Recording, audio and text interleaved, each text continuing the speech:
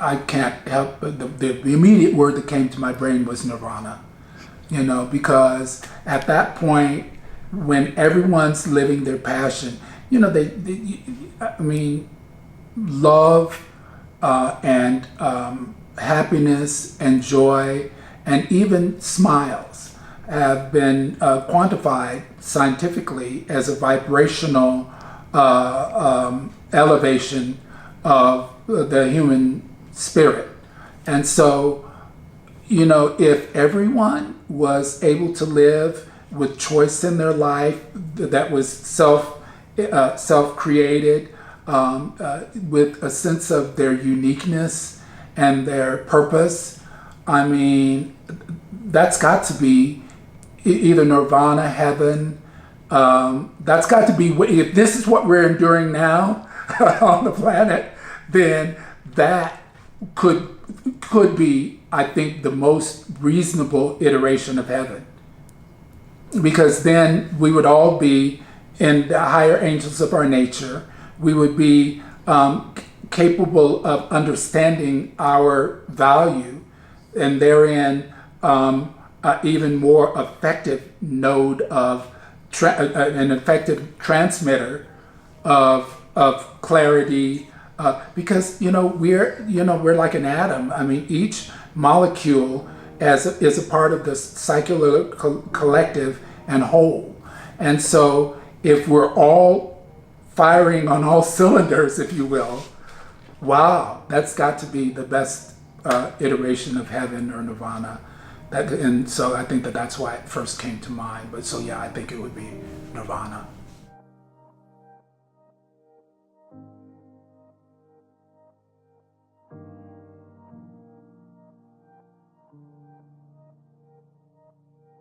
Hi, my name is Zenka Caro. I'm founder of LightNet, and my passion and purpose is to make the impossible possible.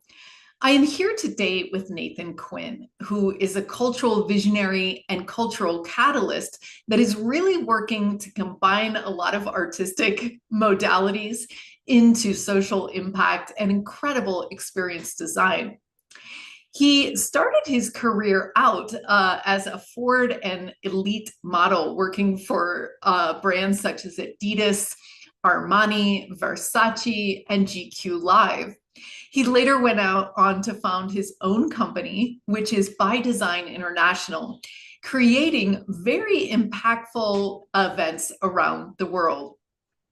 He also lends his creative genius to the Arizona Community Foundation, the Gill Foundation, the Williams Institute, the Equal Justice Initiative, and he's also the director and producer of the Sustainable Fashion Lab Sedona on November 15th. Links are below. He's got such an incredible personality, and his multi-talented brain and heart bring a lot of amazing impact to the world. Check it out. I would say to be uplift and assist to others, and to also try to be an example of possible. I was the youngest of four kids, and so my mother was a joyous woman, and my father was probably a little more serious, but I was the baby, so I was always spending a little time, I found, by myself, because I thought that there was a more regular way for me to be happy or be in a contented state when I was alone. Not because there was any dramas or whatever going on, but that during those periods when I would be alone, I would realize, I would listen to music, or like when I would come back out and be a part of the family, then mom, it would be great because either one of my siblings might have influenced her a certain kind of way. And so I would always be the kid that wanted to make mom laugh and wanted to make dad be a little less serious. My dad was a military man. And so probably, we went very early on after I was born to live in Germany, in Europe. And so, about the time that I was 4 or 5 years old, I would notice that my dad would come home from work and my mom would be, there handling the kids. and he would be a little stressed, but he loved music and he loved dance, and my mother the same. And so it would seemingly be my mission to come up with a funny thing to say to him, or a funny thing to say to my mom. So I realized, and they were a social couple. So they would have friends over, other officers from the base. My father was a military man, like I said. So they would have their friends over, and then they would be there, deconstructing, having fun social times. So I could get to stay up later past my bedtime if I could, do something really adult. Like they would ask me a question that a kid that maybe was 4 or 5 years old shouldn't have been probably reasonably able to answer, and certainly either in German or in English at an adult level, I guess, is the context. And so I would, really try to come up with those little jewels and tidbits. So I think that was one of the first moments that I realized that if I could do that, if I could be, and that I finding little joy in myself, that I wanted to convey to my mother and my father, so that they could have the same kind of joy. So that I thought was an early kind of identifier of what I felt like, at least in my family structure, my purpose was. Like I said, we were a family unit, and we were always the Jenkins, because my father and mother were traveling around. We were in Germany, and then we were in Austria, and then we made our way west across the states to finally end up here in Arizona. So along the way, when we left Europe and came to the States, I was 7 years of age. So I then had a new context that I was landing in Fort Jackson, South Carolina, and I was wearing lederhosen and clogs and, trying to speak in German. Ja, das ist sehr gut mit mir. Wie geht's, mein Freund? And so all of the kids that I used to associate with, that would look like Heidi or Inga or Udo or some of my German friends, that I would approach them on the playground and I would say, hey, how are you? And there would be this context around the way that I spoke. And then, kids of color were the same thing, like, what are you saying to me? And all of that, like, oh, you're a nerd. And that wouldn't say I'm a nerd, but that's the new language for it. They would say you're weird. I remember that being one of the things. And so I was kind of like, I went home crying, and I remembered that. And my mom was just like, well, I don't care what, did they call you by your name? Did they, so then why are you? And I said, no, but they were shouting things at me.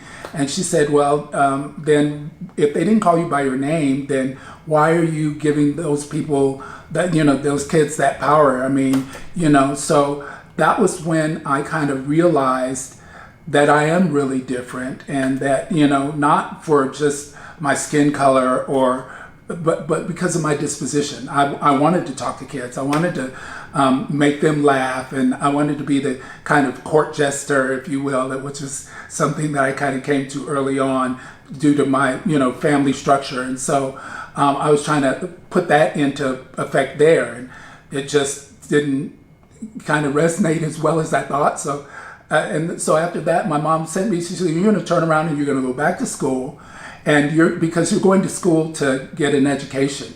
You're not going to school to win a popularity contest. And so I said, but Mom, she said, Quinton, I don't know why you keep talking to me. You need to go back. The world is going to be full of people who don't understand you and who don't see you. So, go there and, get your education. And so that was when I really had a deep level context on, okay, I'm not the guy that I was to this point, but I am this, so that's when I kind of had a personal ownership in this kind of court jester kind of disposition that I thought was a part of my purpose, to help people smile, help people get out of their ruts, if you will, if not in comically, just energetically. Well, so when we got out here to Arizona, I was when I was in grade school and through my high school years and into college, and so the same kind of context played themselves out when I got here to a new city, new state, and all of that, and a different psychology here in the Southwest than there was in the South and than there was in Europe. So I kind of had to rely on these self-understandings and these gifts, I guess, or these self-descriptors that I felt were who I really am, to kind of navigate the murky waters of getting into school and finding my tribe. And so they helped me in that way then, because I realized then that I was an arts baby. I was in ROTC in grade school because I wanted to be like my dad, I thought early on. But then after I learned how to deconstruct and reconstruct a semi-automatic weapon and then do these drill, I was good on the drill team and all of these things, I was a drill captain and all of that. And so, it was great for that. But then I was feeling I still don't like the uniform, and I still don't like identifying, with some other body that, while it's cool for the show, but I wanted to be me 24/7. So I had to kind of go back into who I understood I am as a person. So I found out that I'm an arts baby. I found out that I am smart. And so I became a student senator and kind of got into different bodies there. I became a student assistant to the topics that I was good at, which was English and history and civic studies. And so, they helped me really then to navigate the murky waters, because by that point I had a very clear image of who I am as a person, that I'm Quentin, and that everything else kind of, comes into play outside of that understanding and there, or through that connection of who I understand that I really am. So I was looking for my tribe. So I was in choir, and I became a concert choir member very early on, and that took me into other things in life because we were competing nationally and then internationally ultimately. So that helped me to, understand that, my skill sets and my gifts, because then if I could make the choir director laugh or something, then maybe I would get that solo that I had been trying to do, or maybe he would look at me more favorably outside of the scope of maybe what my voice quality was or that.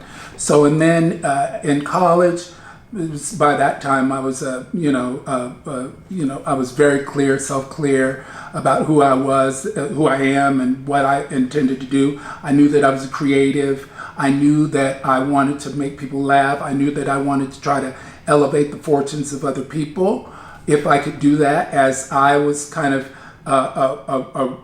coming through the ranks, I, created my own little dance troupe called the Cassettes early on. So we were finding ways to go into clubs and monetize, because at that time disco was big. So a lot of the nightclubs were having disco dance competitions and that.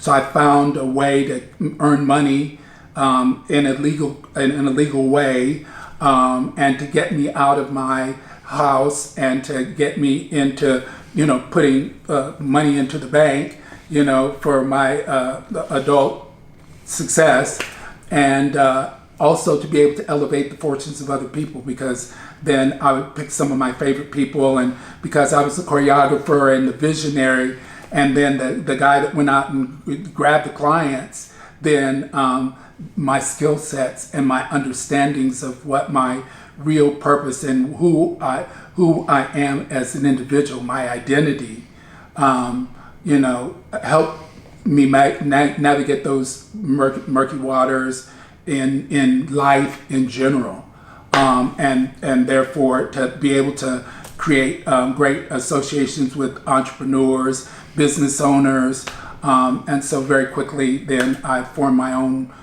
first business, Scandali Productions, because I always thought, that I was scandalous because I was bringing an aesthetic, that wasn't really prevalent in the market, and then in ways that was very creative, that resonated with people in terms of what their intention were to bring in more customers. So, that's, I think, how I would answer that.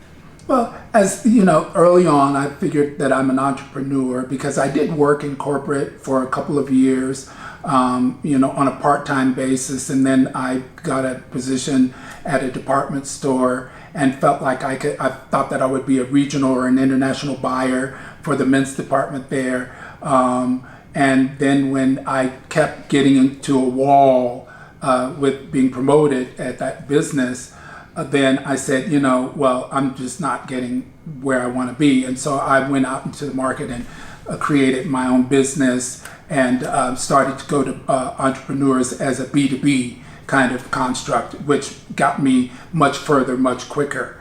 And so also along the way, because I do know who I am as a person, my orientation as a bisexual male, and my father was Welsh and my mother was African American, so I'm a bicultured individual. And so I was always navigating these other categories, if you will, in general society.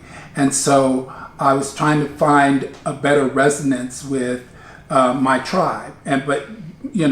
So I started to see people of color because I was a person of color and tried to be effective in those pathways in business and in interpersonal relationships. I started to see the LGBTQ community in ways that were kind of a part of my tribe because they were othered in their existence. And so I was starting to lean in and start to work with those underserved or underdeveloped communities early on. So that's how I got involved. When the AIDS crisis happened in Africa, I felt as an American, African American, that it really was impacting me, especially as African American male. It was really impacting me adversely, and I couldn't figure out why. And I figured that I could be helpful to African men. And so I went into volunteering for an AIDS organization, Phoenix Body Positive, back in the day. And so I started to get involved in communities so that I could say, you really have people who see you and who want to be a part of your existence and a part of your thriving in meaningful ways. So I tried to, figure out how I could use my skill sets to be able to uplift and help those people. So that's another context of how, these purposeful, my purpose, the revelations around my purpose have been helpful, I think, in life. And then later, as I kind of perfected my brand, if you will, or my being, I like to say that, and I've continued to try to evolve my being in communities because I've lived internationally in Italy and in Germany and in Spain and in England and in the Netherlands. And so when I'm in those cultures, I'm seeing parallels in cultures so that it's made me understand that this is a part of the human condition, that irrespective of your cultural origin, you have a human responsibility to continue to try to evolve your humanity and your personhood. And so later in life, then I was able to use these universal tenets of empathy, inventiveness, resourcefulness, to juxtapose them on whatever new scenarios that I encountered where I wanted to lean in and be an assist to helping those communities evolve. Why do people not more commonly or more often do a deeper level dive on what exactly their unique purpose is for being on the planet? Well, I just think that humans are communal beings, and so unless you have a context some people say it's a later life thing where they get to a wall and they have a midlife crisis, and so their brain is cracked open, for example. Luckily for me, and I say this all the time, both of my parents are off the planet now, but when they were alive, I would hug on them and I would kiss on them and I would lavish them and I would constantly be in communication with them over my reverence for them as real guides and real mentors, that they poured a lot of love into me as a being. And so I think that, not saying that other people in the world don't have that same well source, but I think that as a result of, you know, the uniqueness of each life, the circumstances around which they are coming into the world and they're evolving are different. So some people have an exposure to these kinds of evolutionary mindsets, right? And some people don't. And so as a result, the common thing I think to do is to silo or to associate with or to attach your star to someone who you feel represents the values and the qualities that you would like to develop for yourself. And so sometimes that person or that entity isn't spiritually intelligent, emotionally intelligent, physically intelligent. They might not be as wholly evolved. And so and we know that society at large has categories. You know, guys are this. I mean, there are books written, for example, just around the sexes. Men are from Venus and women are from Mars, right? So there are already these siloing things going on in general society. So to fit into that, you have to come through in some category.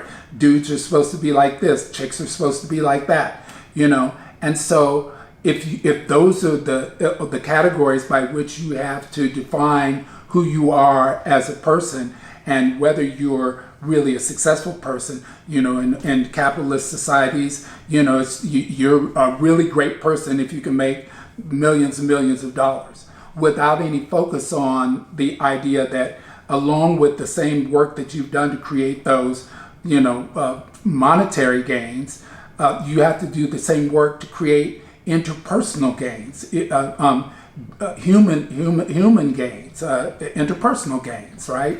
So I've said to a number of clients, you can have all the money you have in the world or you want in the world and still be a bereft and, you know, I can probably just say you can still be an asshole. I mean, you just end up being a non-balanced person. I'm trying to use kinder terminologies, but so I think that that's what's contributed to how societies, you know, the sensitive male has just now started to evolve in societies. The more evolved male, like with people like the Deepak Chopra, for example, or the philosophy coaches, you know, Anthony Robbins, or some of the other people who are saying, you know, success as a human, and especially as a male. I mean, I think women sometimes are much better about finding an easier way to evolve, or, you know, because, you know, they've had to deal with these categoristic suppressions in society for a long time. But that, you know, women are life givers, and women talk to other women differently than men talk to other men. Dudes, in my experience. And so we have an opportunity to get to life givers, you know, as women to women, whereas dudes are kind of like, you know, they have a different psychology, I think, and especially around how societies put males into some kind of category, that if you're not like able to open a can of whoop ass on a bunch of people, and you're not, you know, they're and we kind of come to this thing about toxic masculinity. No one's ever talked about just real a manhood that's evolved to a real balanced individual. You know, it's always through lens of how strong they are, or men are, or how much money they make, or other categories that I will save, And so, I think that that's what's really contributed to this siloing of societies, both gender-wise, both class-wise, and both culturally, to include culture, because then we don't have, like we in tribes back in indigenous cultures, you had a chieftain, then you had a shaman, then you had you had these different categories represented. You had right in your tribe an immediate, wisdom keeper. Two-spirited people used to be looked at as really a more highly elevated construct as a human. And so we've discarded that knowledge. Back in the day, though, they would send kids to the two-spirited person so that they could, find a better balance between the masculine and feminine, which the two-spirited person would have right in their construct, So I think that that's why, societies have been, really struggling to kind of evolve because they've not put together these tenets that we understand are more universally effective than these agendas that, you have to have this culture as a German, you have to have this culture as an Italian, or as opposed to you have to figure out as a human what exactly your identity is. In even above and beyond those cultural descriptors. Well, I wouldn't say that it would be a struggle in trying to answer your question. I've always kind of early on looked at them instead of as struggles as challenges. And the difference to me in that wording is a struggle is something that it seems like is endlessly unachievable or not one isn't easily able to overcome because therein it's a struggle, and then you take to that the dissenting connotation of the word struggle, like you're already underwater, and so you're struggling. Whereas to me, challenging means that it's actually asking you to step up, even in a challenging scenario, right? Even in an adversely configured scenario, it's asking you to challenge yourself, both the lesser and the better angels of your nature, to kind of find a pathway forward. And then the final part about that is I also thought about it as these struggles or challenges were in somehow a spiritual test for your evolution, to see if when this energy of negativity or challenge is toggling you some kind of way to make you feel inadequate or make you feel less than, then I've always had the line that, okay, this is a test of who I am and where I am as an individual, where I'm, how I'm balanced as an individual, so that my self-language looks at it as a test. So then now I go into test success mode, which is to go back in and do study around why this particular topic is challenging me in this certain way, and what do I possess inside of me that can help me overcome that, or what do I need to learn to do in myself to be able to overcome that? What behaviors or languages, self-languages, do I need to modify to overcome that, so that it's not quite as dire as a struggle, that it's now a more scientific or mental exercise that as a test. What I would say to most help people to try to focus on or identify their purpose is what I've found for me to be the most successful, which is to come to a baseline where I've, taken socialization out of the equation. I've just gotten quiet with myself. I put myself in very quiet scenarios, usually in nature, where I find a lot of organic inspiration out of seeing the birds and how they interact and how they feed, how they talk to one another. So, because the nature has worked for thousands and thousands or millions of years in certain harmony, in certain balance. So I would say if you have an onus to yourself to find out for yourself, to yourself, who exactly you feel like you are. So spending a lot of time with yourself, without any distraction, with an idea to be able to not just meditate, but to, maybe read and then have a context by which to gauge where you are in terms of what topics that this author is asserting, and say, well, okay, where am I in that story? Like, I wouldn't have been the bad guy in the book. I more identify with the good guy in the book, or whatever the context is, so that you have context, right? But that it's an interpersonal exercise. For me, it's been an interpersonal exercise that spending time by myself, being in quiet, being in nature, and finding out what that now gives me an opportunity to, because I've got freed mind space, I've got freed energy, and I've got no outside detractors. So now, after doing that for a series of times as a regular practice,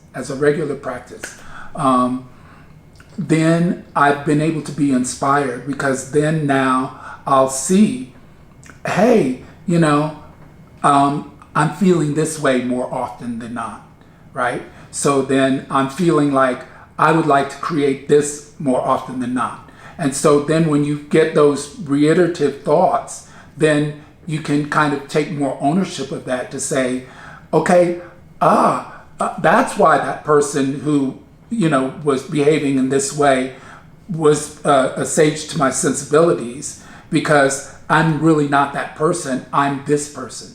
So out of that, you're identifying more of who you are to yourself, not for your pops, not for your spouse, not for your workmates, not for whoever, but for you to you.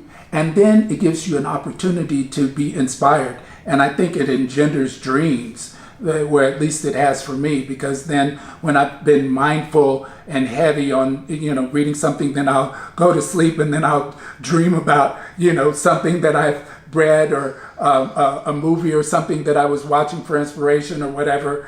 And then I'll go, oh no, and it'll either engender nightmares, or it'll cause me to be like, oh my goodness, I saw myself as already that superhero, or that really successful person, or that wonderful counselor.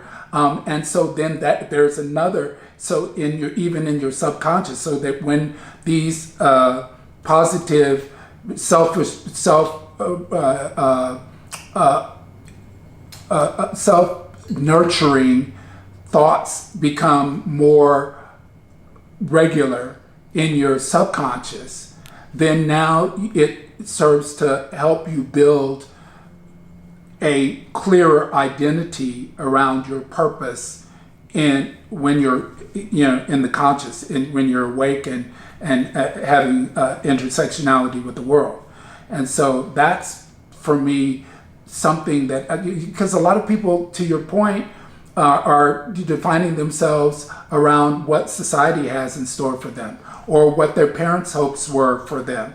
And so I'm just like, well, okay, yeah, I heard what you said, but because I've spent enough time with myself and tested these theories out as I've continued to live, I've tested these theories out as to whether I was born to be an athlete, or I was born to be this or that. So I've tested these theories out, and I found the place where I get most positive feedback and most positive response in business, in interpersonal relationships, in the pursuit of love, and the pursuit of happiness has been, how I now identify myself more regularly, because then that says that what started with me as a action or a motion to the world, or an interaction, came back favorably, that was unique to me.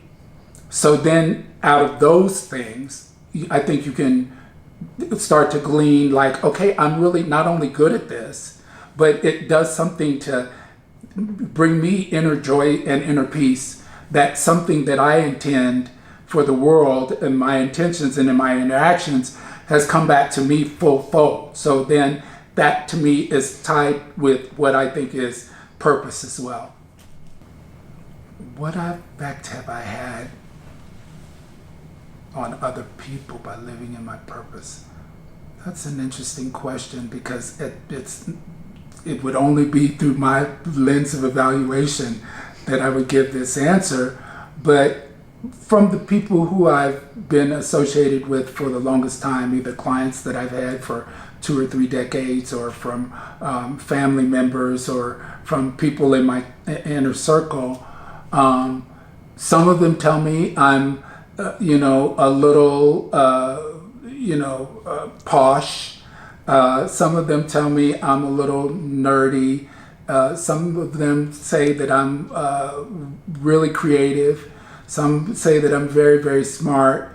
And so I would just take those feedbacks as, what would I say, my effect on other people has been from that feedback. But kind of conversely, answering the question, what my hope is that the interactions that I've had with people have been uplifting in some, not in every, I'm sure at certain points I've been a pain in the behind. And sometimes I've been perceived as confrontational, or very, limited in my thinking, is, some of the feedback. But I would hope that the interactions and the things that I've manufactured in my life have resulted in what my intention is for those interactions, whether in business or in interpersonal relationships or in friendships, etc., to be a value add to their lives, and to be a spot of humor and a spot of hopeful inspiration around possible, especially to other people that know that I'm bisexual, that I'm bicultured, and have associated with me through those lens of connection. So then, I know that in my fashion career, or fashion chapter or era of my life, many African American males in Arizona have come up to me and said, "Q, aren't you doing any modeling anymore? We don't see you in ads or anything like that." And have told me that it was so great to see you, because I know you. I've been able to walk up to you and talk to you, so you're not some stratified figure or something like that, intangible. And you were an inspiration to me, because I've always wanted to do some of the things that I've seen you do, in acting and in commercials, or in fashion, or at MC at an event, or in your community activism. They've come to me on a personal level and said, you have been an example for me in the past, and continue to be an example of possible. If more people were living in their purpose and passion, that I can't help, but the immediate word that came to my brain was Nirvana. Because at that point, when everyone's living their passion, love and happiness and joy and even smiles have been quantified scientifically as a vibrational elevation of the human spirit. And so, if everyone was able to live with choice in their life that was self-created, with a sense of their uniqueness and their purpose, I mean, that's got to be either nirvana, heaven. That's got to be, if this is what we're enduring now on the planet, then that could be, I think, the most reasonable iteration of heaven. Because then we would all be in the higher angels of our nature.